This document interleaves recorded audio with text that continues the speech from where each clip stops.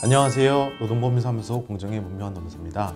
오늘은 직장 내 괴롭힘 신고 시 대응 방안에 대한 영상을 준비하게 되었습니다. 이 영상을 제가 준비하게 된 이유는 직장 내 괴롭힘 상담이 많아지다 보니까 인사 실무자들을 위해서 이 영상을 제작을 해야 되겠다라는 생각으로 영상을 준비하게 되었습니다.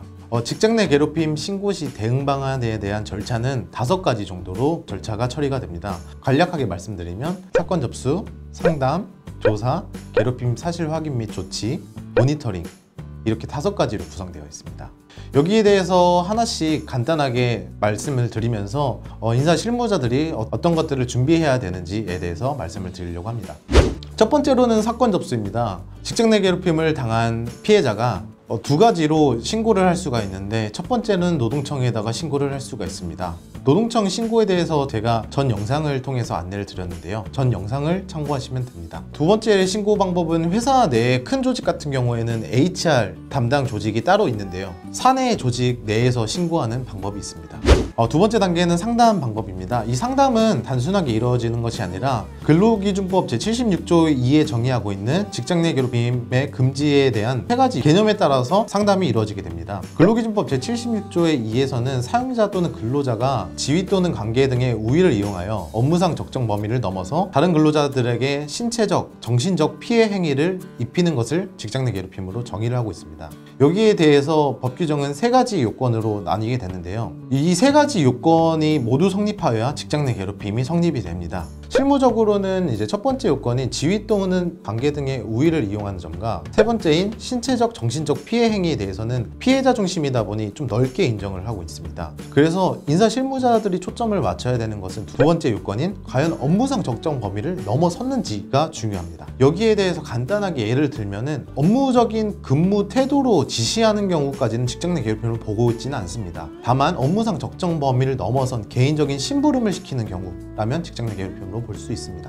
세 번째로는 조사 단계입니다. 피해자 요청 사항에 따라서 조사 단계가 달라지게 되는데요. 피해자의 요청 사항엔 3가지로 구분될 수가 있습니다. 첫 번째는 단순히 가해자와 분리만을 하는 경우, 이때는 뒤에 이어지는 조사 보고서를 굳이 작성할 필요는 없습니다. 두 번째로는 당사자와 합의를 원하는 경우입니다. 합의를 원하는 경우에는 약식 조사만 이루어질 수가 있습니다. 세 번째로는 이제 정식 조사를 밟고 싶다라는 것인데, 이 정식 조사라는 것은 인사위원회를 개최하여서 가해자에 대한 처벌까지 요구할 수 있는 사안입니다. 피해자의 요청에 따라서 약식 조사인지 정식 조사인지에 따라 달라지게 되는데요. 약식 조사 같은 경우에는 당사자가 합의만을 원하는 경우에는 원만하게 끝나는 경우가 많은 것이고, 정식 조사 같은 경우는 실제 인사위원회를 개최를 하여 사실관계를 파악하기 때문에 담당자를 통하여 결과까지 통보를 받게 됩니다. 따라서 약식 조사인지 정식 조사인지는 피해자에 대한 요청 사항에 따라 달라지게 되는 것입니다.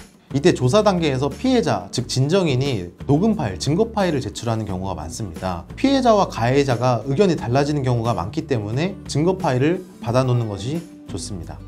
이제 네 번째로는 괴롭힘 사실 확인 및 조치 사항입니다. 조사가 완료되면 이제 회사 내에서는 자체 조사 보고서를 작성하게 되어 있습니다. 이 조사 보고서를 작성을 할 때 어떤 기준으로 작성해야 되는지 인사 실무자들이 질문이 되게 많은데요. 기본적으로는 아까 제가 말씀드린 3가지 요건을 토대로 조사 보고서를 작성을 해야 됩니다. 직장 내에서 지위 또는 관계 등의 우위를 이용하였는지, 업무상 적정 범위를 넘었는지, 아니면 신체적, 정신적 피해 행위가 있었는지에 대해서는 기본적으로 검토를 하게 되는 것이고, 여기에 대한 경위가 어떻게 발생하는지까지 검토를 해야 됩니다. 추가적으로 자세하게 조사 보고서에 대한 포함된 내용을 간략하게 몇 가지만 말씀을 드리면, 진정인에 대한 보호 조치 및 누가 참석을 했는지, 조사자, 조사 기간, 어떤 조사 목적, 그리고 조사 내용 등 아래 내용에 대해서는 조사 보고서에 반드시 기재되어야 되는 내용이니 참고하시길 바랍니다. 직장 내 괴롭힘 보고서를 작성할 때 또 중요한 것은 반드시 결론을 내야 한다는 것입니다. 여기서 인사 실무자들이 실수를 하게 되는 것은 단순 사실관계 나열만 하는 경우가 많습니다. 따라서 직장 괴롭힘이 맞다, 아니다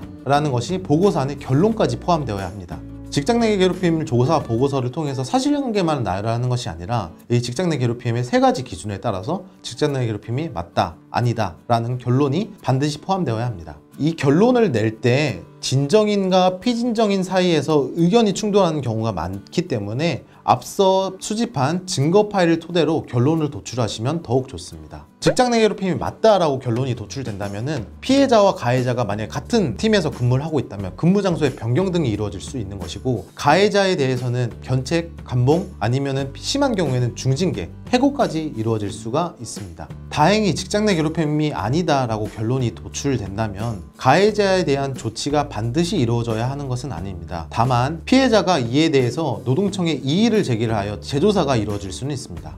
이렇게 작성한 조사보고서를 노동청에 제출을 할 때 근로감독관님들이 취업규칙을 제출을 하라고 하는 경우가 있습니다. 직장 내 괴롭힘법이 2019년 7월 16일 날 개정되다 보니까 이전에 취업규칙이 제정되어 있더라도 직장 내 괴롭힘에 대한 규정이 없는 경우에는 재개정이 필요하며 재개정에 들어가야 될 내용은 아래의 자막들을 참고하시면 됩니다.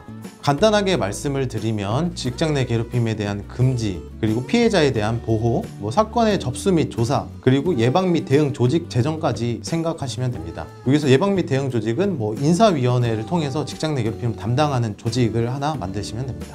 마지막 5번째는 이제 모니터링 단계입니다. 첫 번째로는 합의사항이 과연 제대로 이루어졌는지 판단하는 것이고, 두 번째로는 후속적인 직장 내 괴롭힘에 피해가 있는지 확인하는 단계입니다. 직장 내 괴롭힘에 대한 인사조치뿐만 아니라 지속적인 모니터링을 통해서 직장 내 괴롭힘이 재발하는지에 대해서도 파악을 하셔야 됩니다.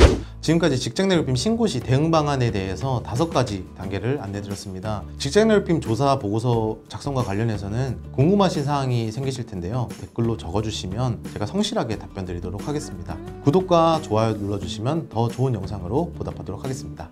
감사합니다.